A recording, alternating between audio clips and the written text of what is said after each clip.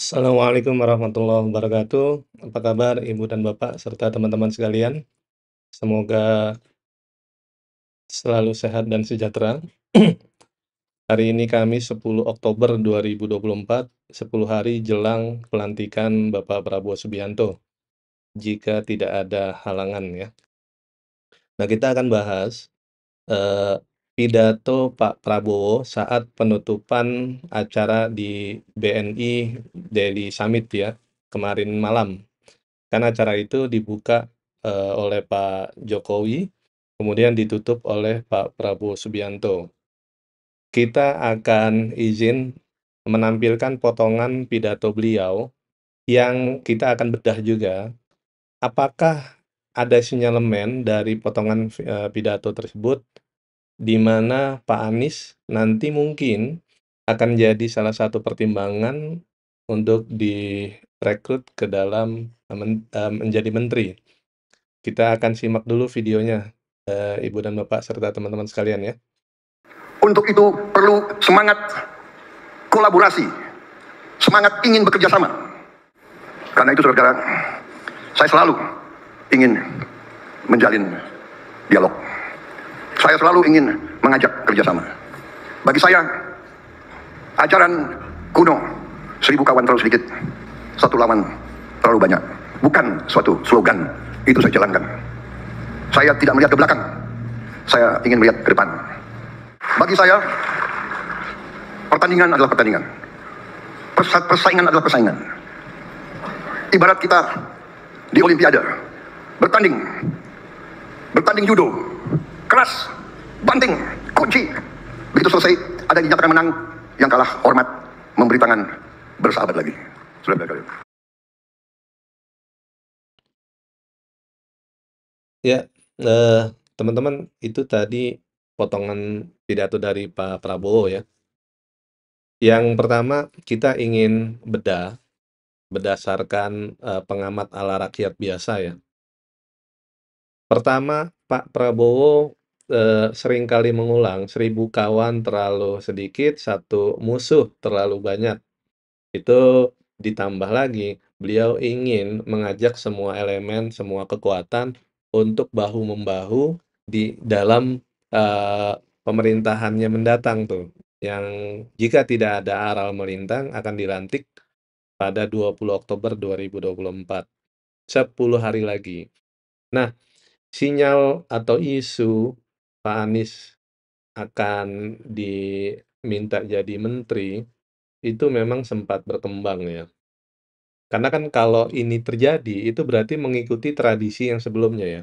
Ketika Pak Prabowo kalah dari Pak Jokowi, kemudian Pak Prabowo diminta untuk menjadi Menhan. Apakah juga akan terjadi ketika Pak Anies kalah dari Pak Prabowo, Pak Anies akan diminta untuk menjadi menteri? Bagaimana menurut pendapat teman-teman? Ini juga pollingnya sedang berlangsung di Facebook ya. Silakan dinyatakan apakah setuju atau tidak setuju atau pikir-pikir ya. Dan tuliskan di kolom komentar pendapat dan pandangan dari Ibu dan Bapak serta teman-teman sekalian. Kita bicara dari yang kode-kode dulu ya, dan ini sebetulnya kode-kode keras nih. Kode yang berikutnya, Pak Prabowo menggunakan diksi kolaborasi, bukan menggunakan diksi gotong royong yang identik dengan PDIP, tapi Pak Prabowo menggunakan diksi kolaborasi. Kolaborasi itu kan ya kita kenal ya semenjak Pak Anies jadi gubernur, bahkan Jakarta itu disematkan tagline-nya kota kolaborasi. Dan dalam kebijakan-kebijakan Pak Anies selama menjabat sebagai gubernur, beliau kan seringkali menerapkan asas kolaborasi itu, yang kalau PDIP menyebutnya gotong royong atau kata umumnya dalam manajemen disebut kerjasama gitu. Ini beliau ulangi tuh di potongan video ini. Untuk teman-teman yang ingin menonton secara lengkap, silakan cek di Kompas TV ataupun di Berita Satu ya. Ini mohon izin menampilkan cuplikannya dari Kompas TV. Kemudian Pak Prabowo juga bicara, ya nggak apa-apa, kementerian ini istilahnya gemuk, karena Indonesia ini itu setara kok kalau dibandingkan dengan Eropa yang jumlahnya 27 negara. Bahkan beliau Timor Leste saja yang luasnya tidak, atau jumlah penduduknya tidak lebih besar dari Kabupaten Bogor, itu punya 28 menteri, apalagi Indonesia yang demikian luas, gitu. Dan mungkin ada 44, menteri atau kementerian nanti ya, di eranya Pak Prabowo, yang akan diisi ya kalau Pak Prabowo sebut tuh dari beragam lintas agama, suku, kemudian partai politik, dan asas yang ingin beliau terapkan tuh katanya merit system atau meritokrasi, di mana, orang yang punya kapasitas atau, kompetensi itu akan duduk di atau akan dipercayakan di bidang tertentu. The right man on the right place lah, kira-kira begitu ya. Nah, Pak Anies itu masuk ke dalam kualifikasi tersebut. Ketika 2014 menjadi jubirnya Pak Jokowi, kan Pak Anies dipercaya sebagai Mendikbud ya. Apakah itu akan, diberikan lagi posisi, Mendikbud kepada Pak Anies oleh Pak Prabowo? Saya agak kurang yakin ya, feeling saya sih. Karena, mungkin Pak Prabowo akan menerapkan tradisi yang dijalankan oleh Pak Pak Muhammad Soeharto ya, ketika NU itu porsinya di Menteri Agama, sementara dari Muhammadiyah porsinya di, pendidikan, Menteri Pendidikan, kira-kira begitulah. Nah, lalu, gimana jika Pak Anies masuk ke dalam, kabinet dari Pak Prabowo? Apa yang akan, diserahkan tanggung jawabnya kepada Pak Anies? Menurut teman-teman apa tuh kira-kira kalau bukan Menteri Pendidikan? Apakah Pak Anies, akan diberikan tanggung jawab untuk mengurusi program andalan dari Pak Prabowo, makan siang gratis? Kan ada nanti kementerian yang dibentuk tuh ya. Karena kita tahu pada saat, debat Capres 2019 ya, Pak Prabowo tuh membanggakan salah satu programnya Pak Anies yang berjalan, yaitu makan gratis untuk anak-anak sekolah di DKI ya. Dan itu yang ingin beliau amplifikasi itu, skalanya dibuat nasional. Kalau yang tadinya berhasil di Jakarta, ingin dibuat skalanya yang lebih luas secara nasional. Beliau tidak ingin ya kalau dalam program itu anak-anak tuh kekurangan gizi lah, apalagi sampai tidak makan. Makanya muncullah program itu, program andalannya. Apakah Pak Anies akan mengurusi itu? Ya tidak tahu kalaupun nanti diminta masuk ke dalam kementerian, dan apakah Pak Anies juga bersedia untuk mengurusi hal tersebut. Menurut teman-teman, setuju atau enggak Pak Anies jika diminta jadi menteri? Setuju? Tidak setuju? Pikir-pikir. Silakan, polling sedang berjalan ya di Facebook, dan kalau ada komentar silakan, berkenan tuliskan di kolom komentarnya. Terus sinyalemen berikutnya apa? Tadi, kalau kita simak potongan pidato dari Pak Prabowo, kalau pertandingan ya mungkin ada kerasnya begitu ya, tapi kalau sesudah pertandingan yang, menang sudah dinyatakan dan yang kalah memberikan selamat, salam gitu ya, salaman, itu nge-refer-nya ke siapa tuh? Ke Pak Anies ya? Karena pada saat KPU mengumumkan pemenang Pilpres 2024 yaitu Pak Prabowo, itu kan yang hadir hanya pasangan nomor satu, Pak Anies dan Gus Muhaimin. Gus Muhaimin sudah masuk lebih dulu, sudah login ke Pak Prabowo. Nah, apakah Pak Prabowo punya jiwa kesatria itu yang beliau sebut ingin, mengajak semua elemen demi persatuan bangsa karena tantangannya demikian besar. Beliau tuh seringkali mengulang tentang geopolitik yang jadi perhatiannya kan. Apalagi, ditambah, konflik yang sudah semakin, eee, meluas ya. Kalau tadinya Amerika, Cina, terus ada di konfliknya dekat di Laut Cina Selatan, terus ketegangan di Taiwan juga, terus, saat ini ditambah dengan ketegangan di Timur Tengah antara Israel, Iran, Libanon. Kalau yang sebelumnya itu kan ketegangan antara Rusia dengan Ukraina. Jadi, multidimensi, udah bukan Amerika, Cina lagi tuh. Dan Indonesia punya ancaman serius kalau yang Pak Prabowo sebut di pidatonya tuh, ancaman pangan, karena, suplai pangannya ya salah satunya kan gandum tuh kan pengaruh akhirnya harga-harga, terutama misalnya untuk bahan rotinya jadi naik. Kemudian, eee, ancaman energi, ya ketika nanti terjadi perang di Timur Tengah, semakin eskalasinya semakin meningkat, itu kan pengaruh ke pasokan energi yang impornya juga jadi bermasalah karena ketergantungan energi. Beliau juga sebut tentang, proyek hilirisasi. Hilirisasi itu kan kebijakan yang dibanggakan oleh Pak Jokowi ya. Tapi kalau kita baca berita terbarunya, itu uangnya justru lari ke luar negeri. Statement dari Pak Yusuf Kalla yang dibenarkan oleh Pak Bahlil Lahadalia tuh, yang harusnya bisa, impact-nya ke dalam negeri, tapi justru larinya ke luar negeri. Jadi hilirisasi tuh, eee, sederhananya gini ya, misalnya Indonesia tuh kan punya cadangan-cadangan kayak nikel, boksit, batu bara, dan lain-lain. Hilirisasi itu nggak mengekspor mentah-mentah tuh, tapi udah dalam produk jadi, gitu. Misalnya kalau dari batu bara, ya jadinya briket atau apa gitu. Kemudian kalau dari kelapa sawit ya itu jadinya yang akan dicanangkan di program Pak Prabowo tuh ya dia bisa jadi solar nanti, dia bisa jadi bensin. Kemudian kalau nikel dia bisa jadi baterai atau eh, tembaga tahan karat atau apalah istilahnya gitu. Jadi udah produk jadi nggak mentah. Gitu sih judulnya. Dan katanya uangnya biar eh, jadi cadangan devisa ya. Tapi di zaman Pak Jokowi, Pak JK menyentil justru larinya ke luar.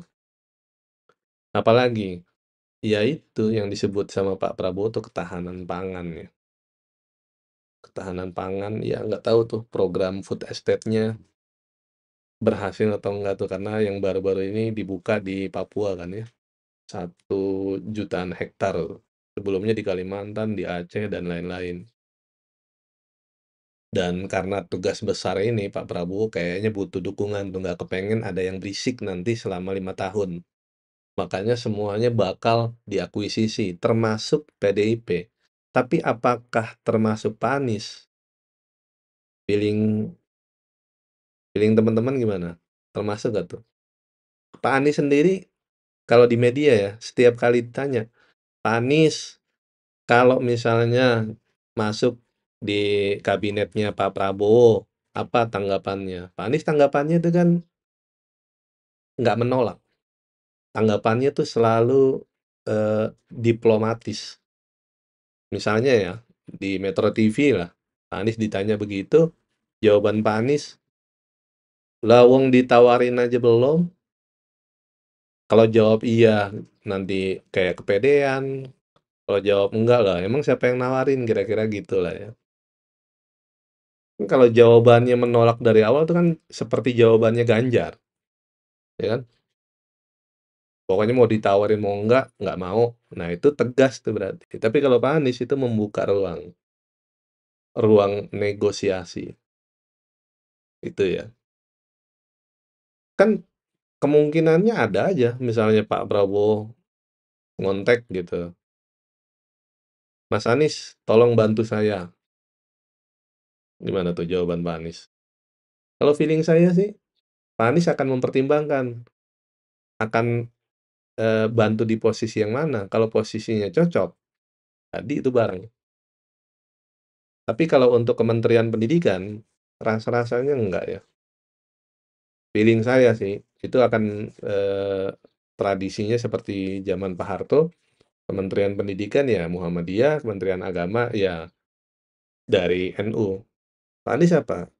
Apakah mungkin kalau diberikan tanggung jawabnya untuk, mengurusi tentang program andalan dan unggulannya tuh, makan siang gratis? Mungkin saja, walaupun udah ada nama yang muncul kan, kandidat kuatnya tuh.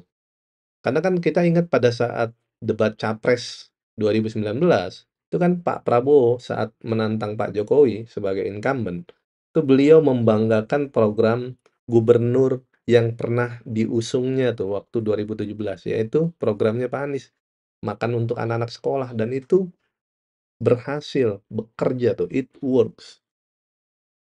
Dan Pak Prabowo ingin skalanya tuh dinaikkan ke nasional kan. Kalau tadinya di DKI berhasil, dia ingin skalanya diperluas. Oh, gimana tuh kalau diserahkan ke Pak Anies tuh? Pokoknya kita sih merdeka-merdeka aja ya.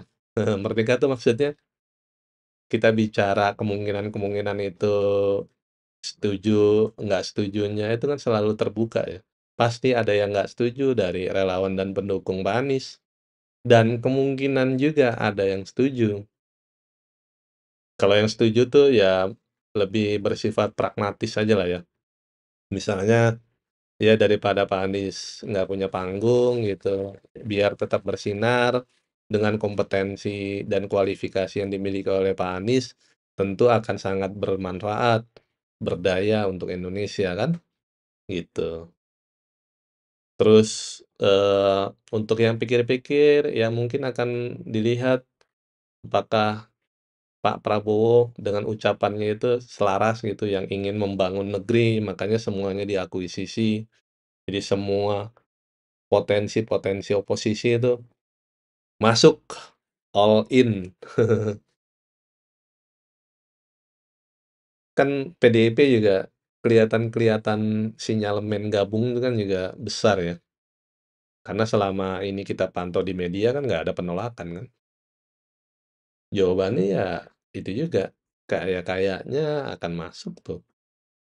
Jadi dengan pidato yang seperti ini, sinyalemen Pak Anies masuk ke dalam kabinet, itu kira-kira berapa kalau bisa disebut skala 1 sampai 10? Minimal 5 kali ya. Lalu gimana Pak Prabowo, apa masih dendam 11 dari 100? Kayaknya udah enggak ya, dalam, beberapa pidatonya tuh, dikitnya ada 5 kali yang terakhir di mana, di PAN gitu ya, udah enggak lagi kayaknya. Udah digantikan dengan Fufufafa. Lebih kejam itu Fufufafa. Apakah Fufufafa nanti akan ikut dilantik? Ya kita pantau aja, karena hari ini kalau tidak salah, tanggal 10 Oktober itu pembacaan putusan di pengadilan kan? Gugatan dari PDIP yang menggugat keabsahan pencalonan Gibran sebagai cawapres. Wah, itu kalau hakimnya ketok tuh, batal gitu. Nggak sah misalnya pencalonan Gibran. Wah, mungkin nggak pemilu ulang? Nggak kayaknya. Pemilu ulang tuh terlalu mahal biayanya kan? Puluhan triliun. Kemarin berapa tuh? Mahal banget, puluhan triliun. Jadi kemungkinan MPR tuh nanti yang akan bekerja karena eh, MPR-nya kan udah ditunjuk tuh Pak Ahmad Muzani dari Gerindra. Sementara DPR-nya udah ditunjuk Bu Puan lagi kan dari PDIP. Wah, udah. Pergerakan Pak Jokowi pasca 20 Oktober itu udah makin makin hilang lah. Sekarang 10 hari memang Pak Prabowo masih agak ketar-ketir kan, karena Pak Jokowi masih jadi presiden. Bahkan 1 hari menjelang pelantikan itu juga masih berdebar-debar tuh kan, Pak Prabowo. Kelihatan banget tuh dalam pidatonya ini, kalau kita lihat gesturnya, pilihan katanya yang beliau coba membanggakan Pak Jokowi, bahwa proses peralihan ini ya kira-kira berlangsung smooth lah, nggak ada gejolak-gejolak. Nanti kalau sudah 20 Oktober, mandatnya udah dapat, beda itu Pak Prabowo, beda lah, itu udah kelihatan kok. Sekarang ya masih ketar-ketir, masih takut-takut lah, Pak Jokowi masih berkuasa, satu hari bisa terjadi hal-hal yang, eee, mungkin di luar prediksi dari Pak Prabowo ya, makanya beliau baik-baikin lah. Ya teman-teman itu saja ya barangkali ya, eee, obrolan-obrolan ya ala rakyat biasa nih yang coba mengira-ngira bukan menganalisa ya, kalau analisa tuh mungkin kelasnya kelas lebih tinggi lah, ini ngira-ngira aja kalau Pak Anies jadi menteri itu kira-kira gimana, ya mungkin ada pendukungnya yang kecewa, ada relawan yang kecewa, tapi juga mungkin ada pendukung dan relawannya yang realistis, karena semuanya juga all in masuk ke dalam pemerintahan, termasuk nanti kemungkinan besar PDIP. Jadi udah saatnya membangun lah, kira-kira begitu. Tolong tuliskan pendapat teman-teman ya sebagai sharing, kalau yang ingin ikut polling itu ada di Facebook. Terima kasih untuk, dukungan teman-teman selama ini, Ibu dan Bapak. Selama ini saya izin undur diri, mohon maaf kalau ada kata-kata yang kurang berkenan, kalau ada kata-kata yang salah tolong dikoreksi. Khawatirnya apa yang saya pikirkan itu beda dengan yang saya ucapkan, khawatirnya begitu. Secara refleks khilaf gitu, mohon dikoreksi. Saya izin undur diri teman-teman, selamat pagi jelang siang. Assalamualaikum warahmatullahi wabarakatuh.